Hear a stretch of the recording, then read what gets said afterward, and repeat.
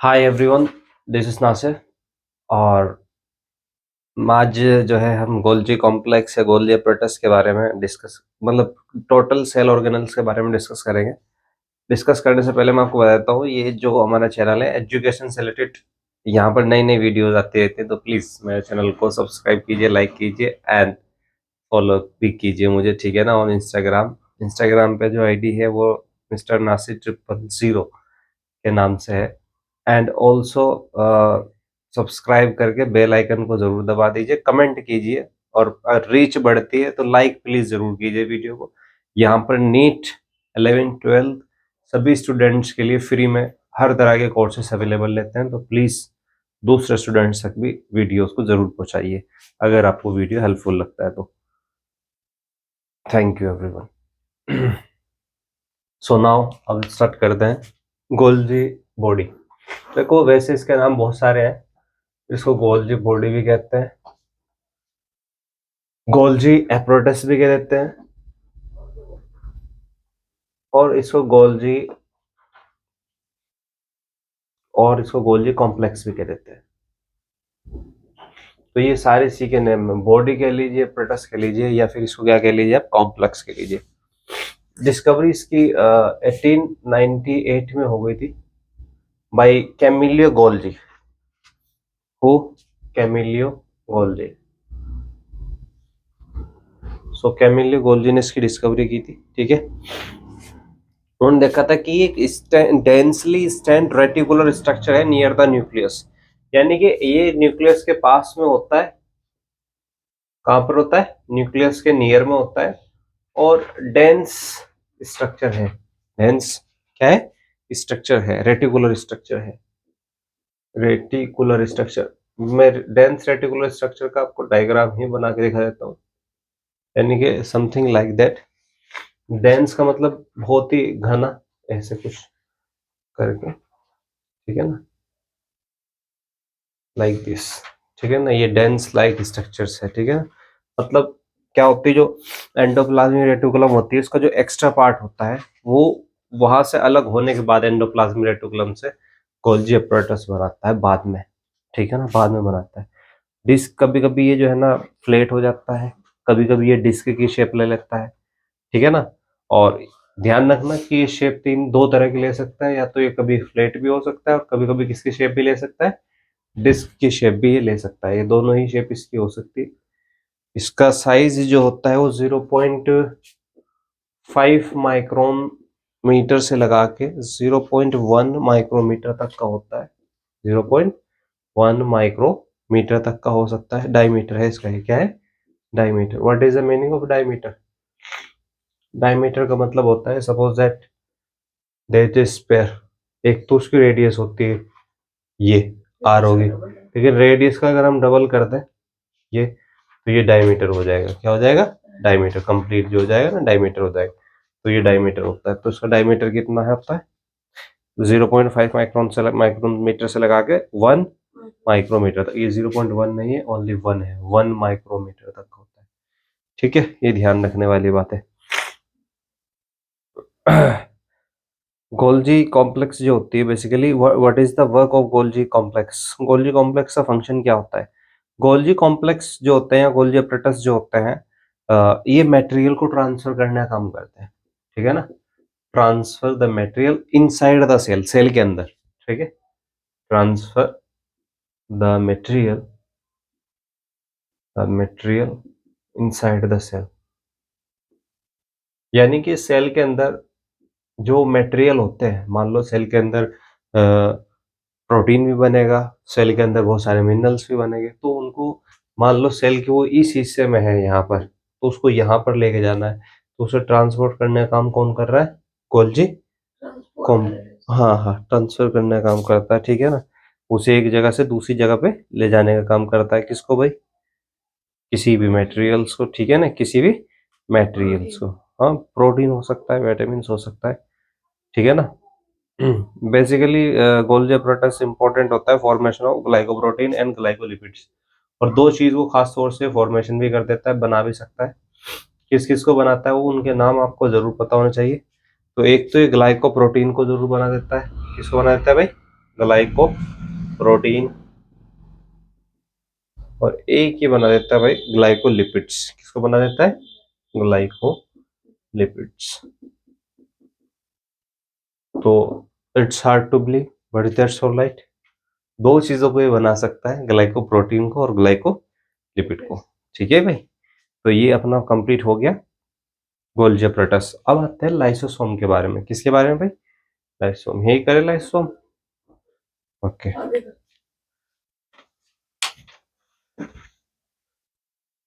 तो अब हम लाइसोसोम पढ़ते हैं। ठीक है, लाइसोसोम को देखते हैं। What is lysosome? लाइसोसोम क्या होता है, क्या है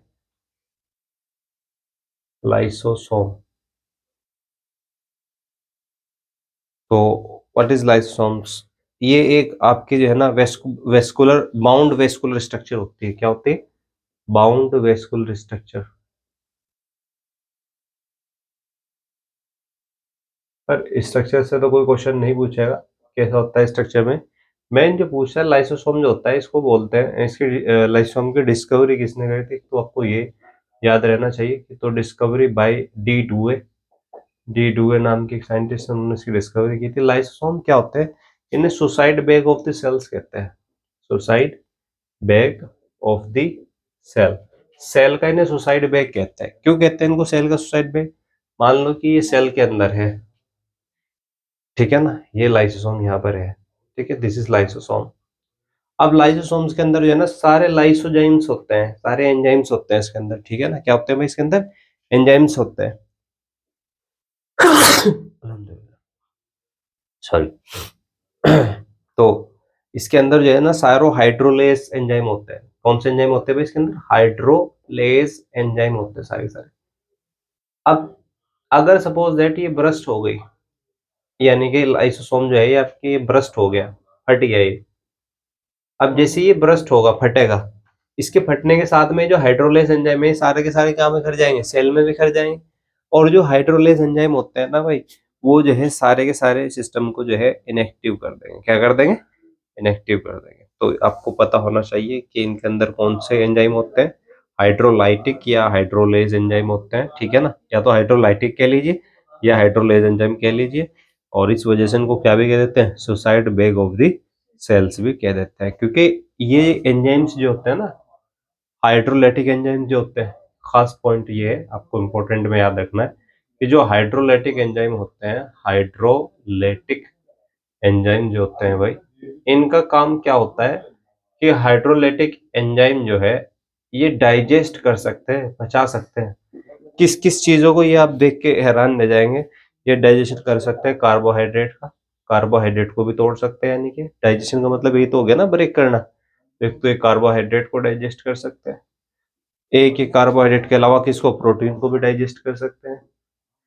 ठीक है ना, प्रोटीन के अलावा भाई ये जो है ना लिपिड को भी डाइजेस्ट कर सकते हैं। कॉमन है किसको भाई? लिपिड को भी डाइजेस्ट कर सकते हैं। और न्यूक्लिक एसिड को भी डाइजेस्ट कर सकते हैं। किसको भाई? न्यूक्लिक एसिड को। अब देखो, इन्हीं चार कंपोनेंट से मिलकर तो कोई भी चीज बनी हुई होगी। सेल भी इन्हीं से बनी होगी भाई। सेल में तो कार्बोहाइड्रेट होगा, या प्रोटीन होगा, या लिपिड होगा, या क्या होगा? न्यूक्लिक एसिड होगा। अब जब ये चारों चीज डाइजेस्ट हो जाएगी तो बचेगा क्या सेल में? कुछ भी नहीं बचने का। तो इसलिए हाइड्रोलाइटिक एंजाइम्स जो होते हैं, अगर ये फट जाए तो ये एक तरीके से किसका काम करती है? सुसाइड बैग का काम करने लगती है। ठीक है ना, सेल का सुसाइड बैग मतलब जब सेल को खुद को डैमेज करना हो तो उसको ब्रस्ट कर देगी, और ये सेल के अंदर सारे एंजाइम्स बिखर जाएंगे, फैल जाएंगे, जिसकी वजह से सेल की डेथ हो जाएगी, मौत हो जाएगी। ठीक है, तो ये लाइसोसोम के बारे में कंप्लीट नॉलेज थी। तो अब हम पढ़ते हैं वैक्यूल। तो वैक्यूल जो होते हैं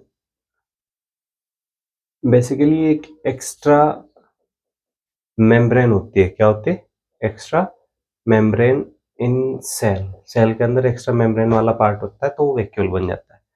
ठीक है, वैक्यूल यानी कि खाली जगह। तो जैसे मान लो ये कोई सेल है, और सेल दो तरह की होती है, एक प्लांट सेल होती है।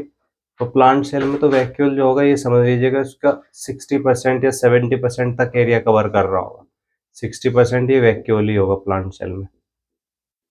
ठीक है, इसकी जो लेयर होती है बाहर की, इसको टोनोप्लास्ट बोलते हैं, टोनोप्लास्ट।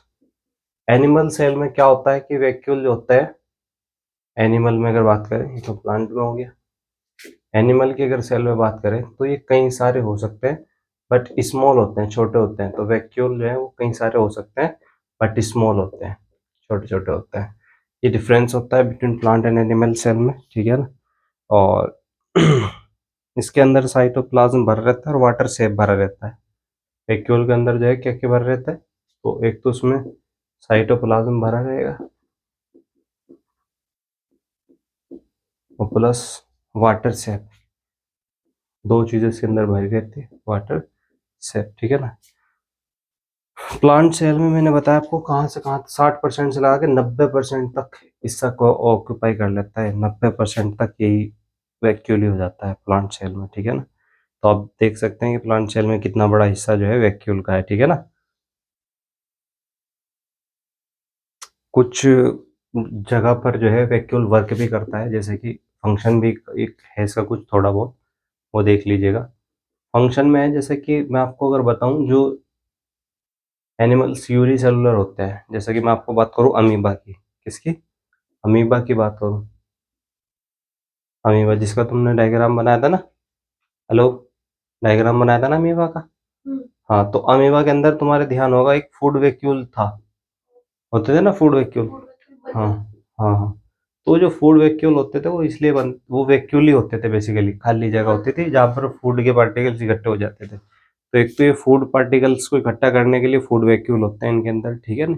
और कभी कभी ये कॉन्ट्रैक्टाइल वैक्यूल की तरह भी काम करने लगता है, कॉन्ट्रैक्टाइल वैक्यूल। कॉन्ट्रैक्टाइल वैक्यूल बोलते हैं उसे जो एक्सरेशन कर सकता है, क्या कर सकता है, एक्सरेशन, कॉन्ट्रैक्टाइल वैक्यूल। एक्सरेशन का मतलब बताओ। एक्सरेशन मतलब वो हार्मफुल पदार्थों को बॉडी से बाहर निकालना, एक्सरेशन। जैसा हमारे अंदर ये काम कौन करता है, किडनी। तो ये वैक्यूल के बारे में कंप्लीट जानकारी होगी कि वैक्यूल प्लांट सेल में 90% तक का पार्ट होता है। उसके बाहर के सेल को टोनोप्लास्ट कहते हैं और इसके अंदर साइटोप्लाज्म और वाटर सेप भरा रहता है। और एनिमल सेल में दो तीन हो या कई मल्टीपल हो सकते हैं, बट स्मॉल होते हैं, छोटे होते हैं आकार में, ठीक है ना। उसके अलावा वैक्यूल जो होते हैं, अमीबा में वैक्यूल होता है किसके रूप में, फूड वैक्यूल के रूप में, जहाँ वो जो फूड को इकट्ठा कर लेता है। और कुछ एनिमल्स में ये वैक्यूल जो है कॉन्ट्रैक्टाइल वैक्यूल के रूप में होता है, जहाँ पर ये हानिकारक पदार्थों को शरीर से बाहर निकालने का काम करता है, एक्सेशन का काम करता है। नोट कर लीजिए। सो अब पढ़ते हैं माइटोकॉन्ड्रिया। माइटोकॉन्ड्रिया को देखिए, माइटोकॉन्ड्रिया, माइटोकॉन्ड्रिया जो होती है इसको जो है डिस्कवर किया था अल्टमान ने।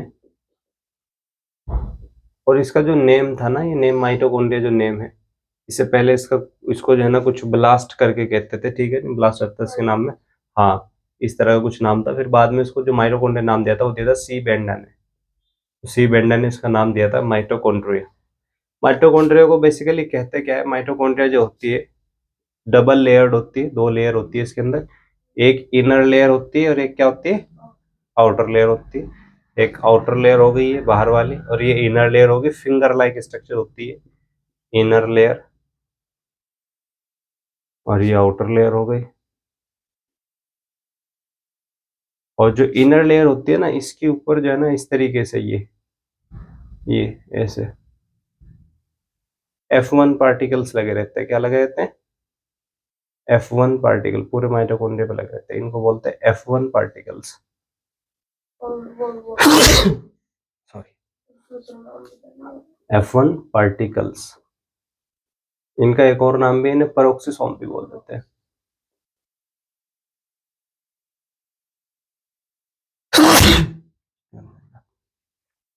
तो पेरोक्सिसोम ये होता है, ठीक है। माइटोकॉन्ड्रिया को कहते हैं क्या है भाई, power house of the cell कहते हैं इसको, power house of the cell. Cell के अंदर जितनी भी पावर जनरेट होती है वो सारी माइटोकॉन्ड्रिया के जरिए से जनरेट होती है, क्योंकि माइटोकॉन्ड्रिया जो है एटीपी को स्टोर करती है। किसको भाई, एटीपी को स्टोर करती है, बिकॉज ये स्टोर करती है किसको भाई, एटीपी को, एडिनोसिन ट्राइफॉस्फेट। एटीपी जो होता है, हाँ, एडिनोसिन ट्राइफॉस्फेट इसकी फुल फॉर्म है, एडिनोसिन ट्राइफॉस्फेट। एडिनोसिन ट्राइफॉस्फेट जो होता है, इसको क्या एक और इसका नाम भी होता है, इसको बोलते हैं करेंसी ऑफ द सेल। क्या भी कहते हैं इसको, करेंसी ऑफ द सेल, यानी कि ये सेल की करेंसी होती है। जैसे आपको बाहर दुनिया में कुछ भी सामान खरीदने के लिए करेंसी की जरूरत पड़ती है, ठीक है ना, वैसे ही सेल में कुछ भी काम करने के लिए सेल को भी करेंसी की जरूरत पड़ती है, और सेल की करेंसी क्या होती है, एटीपी, ठीक है, एडेनोसिन ट्राइफॉस्फेट। तो कुछ भी वर्क करना है वो एटीपी खर्च करके काम कर लेगी, ठीक है ना। तो उसके बाद में जो है ना माइटोकॉन्ड्रिया जो है साइज कितना होता है इसका, ये भी एक फैक्ट है साइज का। तो साइज इसका होता है 0.2 से लगा के 0.1, या खाली 1 ले लीजिए, 1.0 माइक्रोमीटर तक का इसका साइज होता है। डायमीटर में किस में होता है, डायमीटर, डायमीटर मतलब बताइए। हाँ, यानी कि यहाँ से लगा के यहाँ तक का साइज, ठीक है। एंड उसके बाद में जो है माइटोकॉन्ड्रिया में डबल मेम्ब्रेन होती है, तो पता चलिए आपको बाहर वाले को क्या बोलते हैं, आउटर, और अंदर वाले को इनर। इनर मेम्ब्रेन जो होती है वो किसकी फोल्डिंग होती है, फिंगर लाइक फोल्डिंग्स होती है। क्या होती है, फिंगर लाइक फोल्डिंग्स होते हैं उसके अंदर, उंगली के जैसे फोल्डिंग्स होते हैं, फिंगर लाइक फोल्डिंग्स। तो ये ध्यान रखिएगा, ठीक है। उसके अलावा इसके अंदर जो है ना, यहाँ पे अंदर इसके एक लिक्विड भरा रहता है जिसे बोलते हैं मैट्रिक्स। क्या भरा रहता है यहाँ पे इसके अंदर, मैट्रिक्स भरा रहता है। तो ये पूछ लेगा कि मैट्रिक्स किस में भरा रहता है, तो किस में मिलता है भाई मैट्रिक्स, माइटोकॉन्ड्रिया में मिलता है, ठीक है। और एक ऐसा सेल ऑर्गेनल है, ये है माइटोकॉन्ड्रिया, है क्या, सेल ऑर्गेनल है, सेल का एक छोटा अंग है, सेल ऑर्गेनल है। लेकिन सेल ऑर्गेनल होने के बावजूद भी माइटोकॉन्ड्रिया के पास ओन डीएनए होता है। ओन डीएनए मतलब समझ गए, खुद का पर्सनल डीएनए इसके अंदर होता है, ठीक है। तो that's it all about mitochondria, note कर लीजिए।